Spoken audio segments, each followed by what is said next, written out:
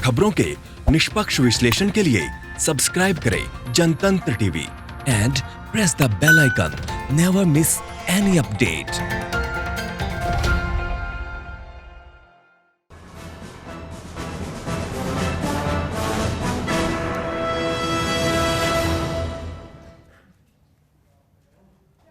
नमस्कार, आप देख रहे हैं आज का मुद्दा। मैं हूं आपके साथ दीपाली। आज बात होगी कोरोना पर मोदी शाह के एक्शन प्लान की। आज प्रधानमंत्री मोदी ने पंजाब, चंडीगढ़ समेत पहाड़ी और पूर्वोत्तर के 21 राज्यों के मुख्यमंत्रियों के साथ बैठक की। बैठक में कोरोना संकट और देश के आर्थिक संकट पर बात की गई है।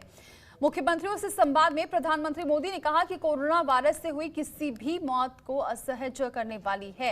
2 दिनों की बैठक की शुरुआत में आज उन 21 राज्यों और केंद्र शासित प्रदेशों के सीएम और उपराज्यपाल शामिल हुए हैं जहां 20,000 से कम कोरोना के मामले हैं और 150 से कम लोगों की मौत हुई है। इन राज्यों में पहाड़ी राज्य, पूर्वोत्तर के राज्य और केंद्र शासित प्रदेश भी शामिल हैं। बैठक में गृह मंत्री अमित शाह और केंद्रीय स्वास्थ्य मंत्री भी मौजूद थे।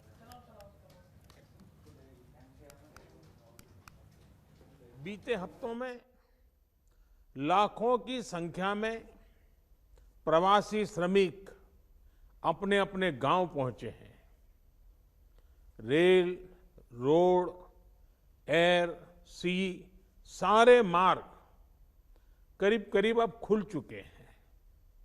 लेकिन इसके बावजूद हमारी इतनी जनसंख्या होने के बावजूद भारत में कोरोना संक्रमण उस जैसा विनाशकारी प्रभाव नहीं दिखा पाया जो दुनिया के और देशों में कोरोना ने आफत पैदा की है।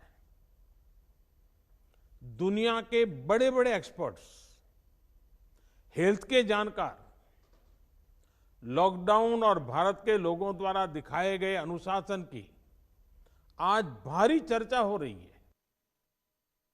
बिना मास्क या फेस कवर के घर से बाहर निकलने की अभी कल्पना करना भी सही नहीं है।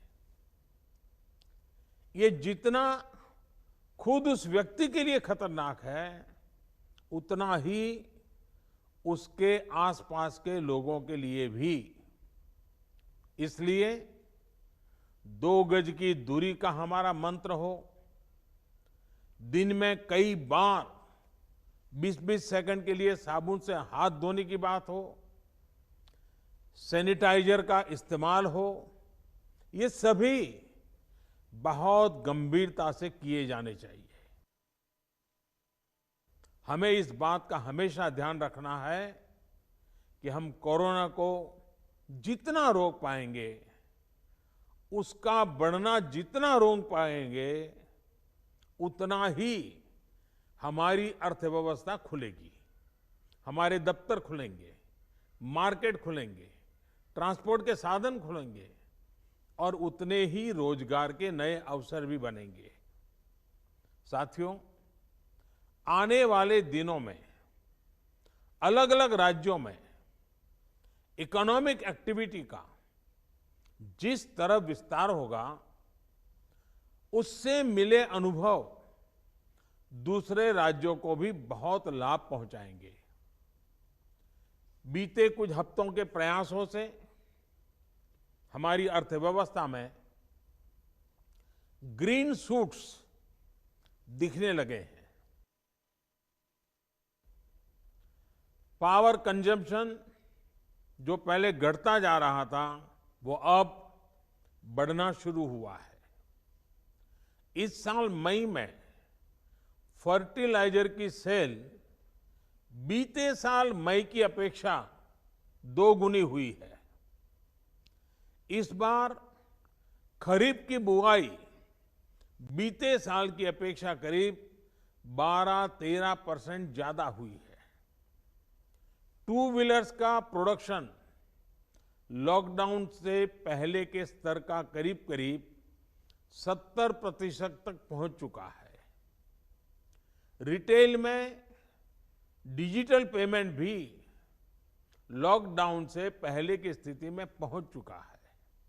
इतना ही नहीं, मई में टोल कलेक्शन टोल कलेक्शन में बढ़ोतरी होना इकोनॉमिक एक्टिविटी में वृद्धि को दिखाता है।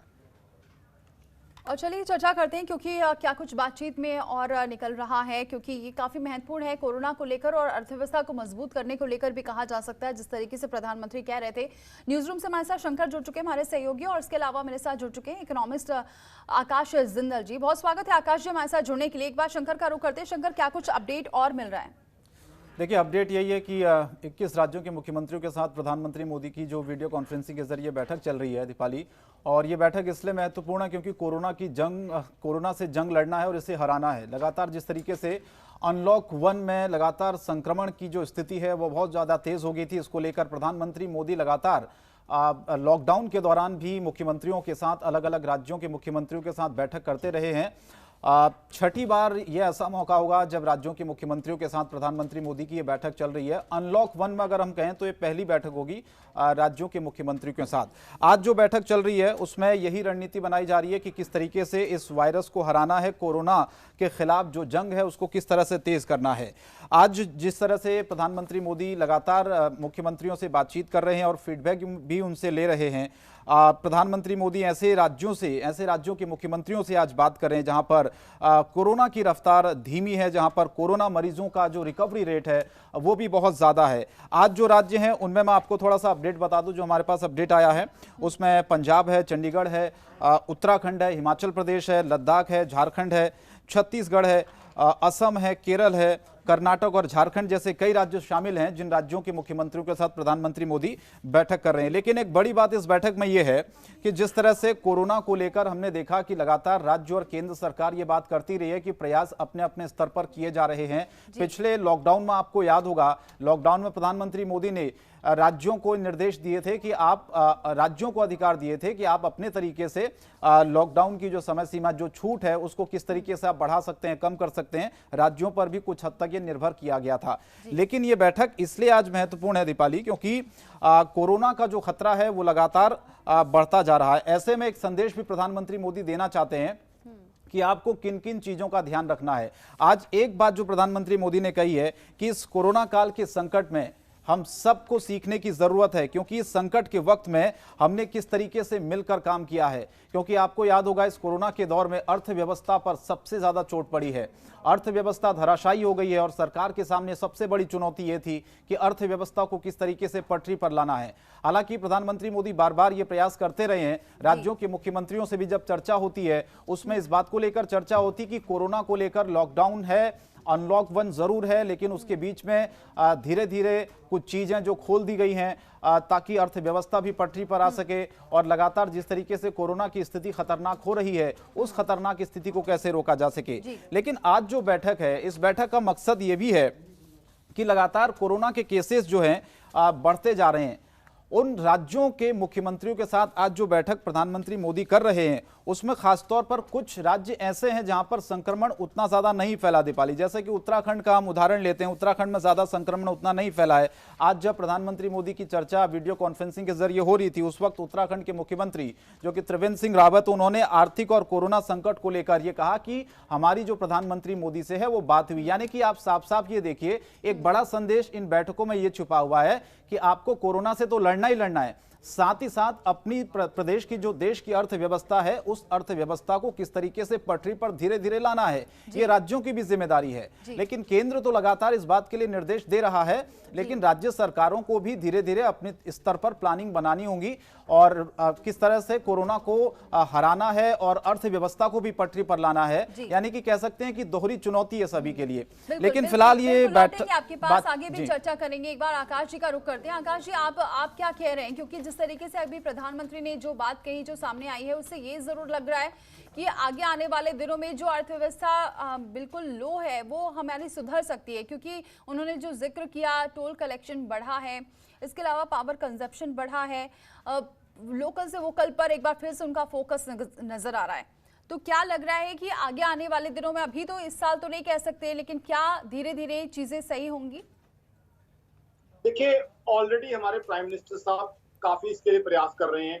ऑलरेडी 20 लाख करोड़ का एक पैकेज अनाउंस किया गया है।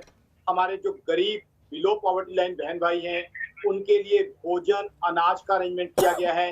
एमएसएमईज जो हमारे मध्यम और सूक्ष्म उद्योग हैं, लघु उद्योग हैं, उनके लिए बहुत बड़े लोन्स का अरेंजमेंट किया गया है बिना कोलेटरल हमारे किसान भाइयों के लिए। उसके अलावा मत्स्य संपदा योजना हमारे जो मछली पालन करने वाले भाई हैं उनके लिए हर जगह लिक्विडिटी इंक्रीज करने की कोशिश की गई है। तो सरकार का टारगेट कहीं ना कहीं है इकोनॉमी जो इस लॉकडाउन के कारण बहुत बुरी तरह इंपैक्ट हुई है, economy has been severely impacted, so the target of the government is to pull economy out of the woods. Let me share certain data with you. Now, foreign organizations like Barclays and Moody's, they say India's GDP growth is going to be only 0%. हमारे अपने यहाँ RBI governor ने ये कहा है कि GDP negative में भी जाने की संभावना है, हालांकि सेकेंड हाफ में थोड़ी तेजी इकोनॉमी में एक्सपेक्टेड है। तो मेरी ऑर्गेनाइजेशन आकाश.in का मानना है कि जहां एक तरफ हमारा डेटा बताता है अनएम्प्लॉयमेंट 24% है, दूसरी तरफ ILO इंटरनेशनल लेबर ऑर्गेनाइजेशन वो ये बताती है कि जो लॉकडाउन हुआ है उसकी वजह से हिंदुस्तान में 40 करोड़ लेबरर्स जो हमारे मजदूर भाई हैं in the informal sector to be pushed deeper into poverty. तो कहीं ना कहीं जैसे अभी आपके संवाददाता भी जिक्र कर रहे थे, इकोनॉमी की कंडीशन काफी हद तक खराब है। Let's face the reality. Lockdown के कारण दिक्कत यह है, और सबसे बड़ी दिक्कत आ रही है हमारे बिलो पॉवर्टी लाइन भाई बहनों को, जो कि आज की तारीख में देश में 35 से 40 करोड़ बिलो पॉवर्टी लाइन बहन भाई हैं। उनको हमने जो उनकी सारी बेसिक नेसेसिटीज हैं, रोटी, कपड़ा और उनके लिए शेल्टर, साथ में मेडिसिन, वो सब प्रोवाइड करनी है। और दूसरा, सरकार को भी अपने वेलफेयर स्कीम, सरकार को भी अपना इंफ्रास्ट्रक्चर अगर चलाना है उसके लिए टैक्स कलेक्शन बहुत जरूरी है। जीएसटी कलेक्शन काफी हद तक ड्रॉप हुई है, तो जीएसटी कलेक्शन ड्रॉप हुई है।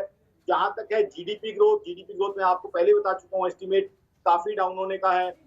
फूड इन्फ्लेशन ऑलरेडी 9.28% पे पहुंच चुकी है, यानी खाने पीने का सामान भी महंगा हो रहा है। तो कहीं ना कहीं हमें दोनों फ्रंट्स पे we have to fight this COVID crisis at two fronts. One is medically we have to try to keep all Indians away from this. जितने लोगों को हम इससे बचा सके, हिंदुस्तान को कोरोना से हमें दूर रखना है, कोरोना को हराना है। आज की तारीख में ऑलरेडी 4th लार्जेस्ट इन्फेक्टर नेशन है, यानी चौथे नंबर पे दुर्भाग्यपूर्ण हम पहुंच चुके हैं कोरोना टैली में। तो हमें उन नंबर्स को कम रखना है, लोगों का इलाज करना है। साथ ही साथ दूसरा जो इम्पोर्टेंट चीज है, इकोनॉमी को भी ढर्रे पे लाना है, क्योंकि हमारे मजदूर भाइयों को ये भी कहते हुए सुना है हमने कि देखिए कोरोना तो जब तकलीफ देगा, आज भूख के कारण हम बहुत बुरी तरह परेशान होने पड़े हैं। तो कहीं ना कहीं हिंदुस्तान में जिस तरह की हमारी कंडीशन है, 35 से 40 करोड़ के आसपास हमारे लोग जो हैं बिलो पॉवर्टी लाइन है, गरीबी रेखा से नीचे हैं। हमें देसी भाषा में कहूं, लोगों का पेट भी भरना है। सरकार के पास पैसा भी होना चाहिए कि welfare scheme, growth scheme, hospital, railway, सारे इंफ्रास्ट्रक्चर को सपोर्ट कर सके, गवर्नमेंट एम्प्लॉयज को सैलरी दे सके। साथ ही साथ हमें जो है इकोनॉमी को इस लेवल पे रखना है कि इकोनॉमिक एक्टिविटी भी रहे। और बिल्कुल सही है, अगर हम कोरोना को कम रखने में कामयाब होंगे तो इकोनॉमिक एक्टिविटी चलेगी। देखिए आज की तारीख में बिल्कुल आकाश जी, लौटेंगे आपके पास, आगे भी हम चर्चा करेंगे। अभी रोकूंगी मैं आपको, लगातार आगे भी चर्चा जारी है, तो आगे भी इस पर क्या आप और अपडेट है बताएंगे। एक छोटा सा ब्रेक, फौरन लौटते हैं।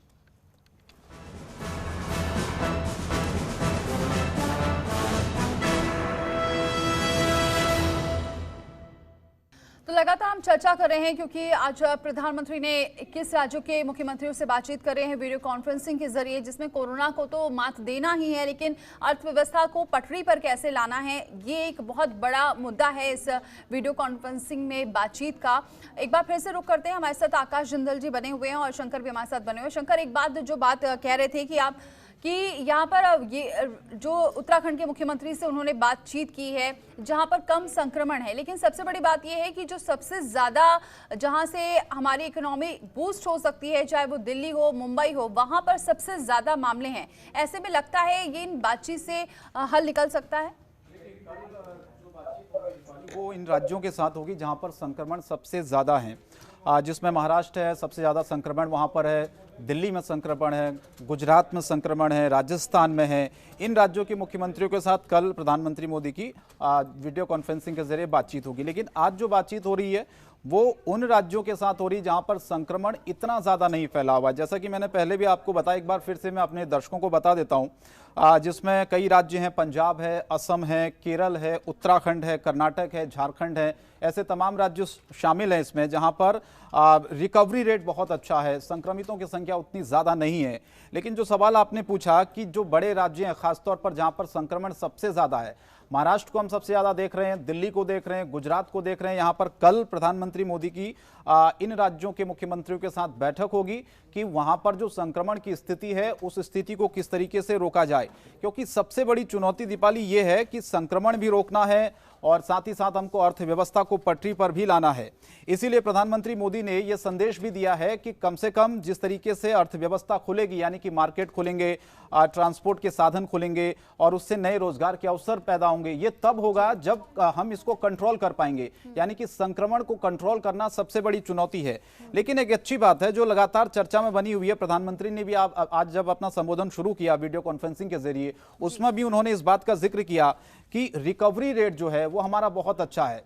हालांकि हमको इससे ज्यादा खुश होने की जरूरत नहीं, लेकिन संक्रमण की जो स्थिति है दीपाली वो भी बहुत तेजी से बढ़ती जा रही है। अनलॉक 1 में हमने देखा कि लॉकडाउन 4 के बाद अनलॉक 1 आते आते हमारे संक्रमण की स्थिति इतनी ज्यादा हो गई, और उसमें सबसे ज्यादा जो प्रभावित राज्य थे वो महाराष्ट्र, दिल्ली, गुजरात, राजस्थान, ऐसे तमाम राज्य थे जहां पर संक्रमण की स्थिति तेजी से फैली है। तो यहां पर कल प्रधानमंत्री मोदी उन राज्यों के मुख्यमंत्रियों के साथ बैठक करेंगे। लेकिन एक संदेश उन्होंने दिया कि अनुशासन का पालन हम सबको करना है। बार बार जब से कोरोना वायरस फैला है, चाहे डॉक्टर्स हो, चाहे एक्सपर्ट हो, चाहे मुख्यमंत्री हो, चाहे प्रधानमंत्री हो, तमाम लोगों को एक संदेश दे रहे हैं कि आपको अनुशासन का पालन करना है। अनुशासन यानी कि लॉकडाउन अनलॉक 1 में जैसे जैसे धीरे धीरे चीजें खुल रही हैं, उन चीजों आपको मार्केट भी खोलनी है, आपको बाजार भी जाना है, आपको सब्जी भी लेनी है, आपको तमाम अपने काम भी निपटाने हैं। आपको एक कमरे में लॉक नहीं किया गया है, पूरी तरीके से देश को लॉकडाउन नहीं किया गया है, अनलॉक किया गया है। लेकिन आपको भी समझना होगा, आपको समझना होगा कि नियम क्या है, बाहर निकलना है, सैनिटाइजर, लेकिन उसके बावजूद यहाँ पर इसीलिए मामले बढ़ रहे हैं क्योंकि लोग अनुशासन नहीं मान रहे हैं और इसकी वजह से दिक्कतें आ रही हैं। आकाश जी, सबसे बड़ी बात ये भी है कि जो अभी दावे जो बहुत ज्यादा किए जा रहे हैं सरकार की तरफ से, क्योंकि अभी ब्रेक पर जाने से पहले जो आपने बात की थी कि इतने सारे बेरोजगार हो रहे हैं, श्रमिकों के सामने भी दिक्कत आ रही है, लेकिन ये जो नई नई रणनीति बनाई जा रही है, क्या लगता है कि ये मुमकिन हो पाएगा सरकार के लिए एम्प्लॉयमेंट जनरेट करना या फिर अर्थव्यवस्था को पटरी पर लाना? क्योंकि अभी भी अगर हम मौजूदा स्थिति देखें बाजार की, बाजार ठीक ढंग से खुल नहीं रहे, अगर खुल भी रहे हैं तो यहाँ पर अभी जो ग्राहक है वो नहीं पहुंच रहे हैं। तो लगता है इतना आसान हो पाएगा? बहुत ही practical, it's a very practical and pertinent question which you have asked. I am happy to hear this question. देखिए, सबसे इंपॉर्टेंट चीज है, आज शोरूम बाजार में खुल जाते हैं अगर सारे, तो क्या कस्टमर में एपिटाइट होगा? एपिटाइट यानी कस्टमर के अंदर क्या वो भावना होगी कि 10,000 की वो जो है रेडीमेड गारमेंट्स की शॉपिंग करे, या 5,000 के फुटवेयर की शॉपिंग करे, या जो लाइफस्टाइल के लिए कैपिटल आइटम्स हैं जैसे एलईडी, एयर कंडीशनर, मोबाइल नया ले। बिकॉज उसके लिए सबसे इंपॉर्टेंट क्या चीज है? आपका हाई इनकम लेवल। अब हम सब जानते हैं 20 मार्च से लेके अभी तक जिस डेट पे हैं हम, जून के मिडिल से हम क्रॉस कर चुके हैं, अभी तक इनकम लेवल्स ड्रास्टिकली ड्रॉप हुए हैं। प्राइवेट सेक्टर में बहुत लोग अनएम्प्लॉयड रेंडर हो गए हैं, बहुत जगह सैलरीज के अंदर डिडक्शन हुई है। बिजनेसमैन की बात करें तो बिजनेसमैन को कई जगह कोई भी प्रॉफिट नहीं हुआ, कई जगह बिजनेसमैन लॉसेस ले गए हैं क्योंकि उनके ऑपरेटिंग एक्सपेंडिचर थे, फिक्स्ड कॉस्ट थी। गवर्नमेंट एम्प्लॉयज के भी कुछ अलाउंसेस और कुछ पे आउट्स उनके कम हुए हैं।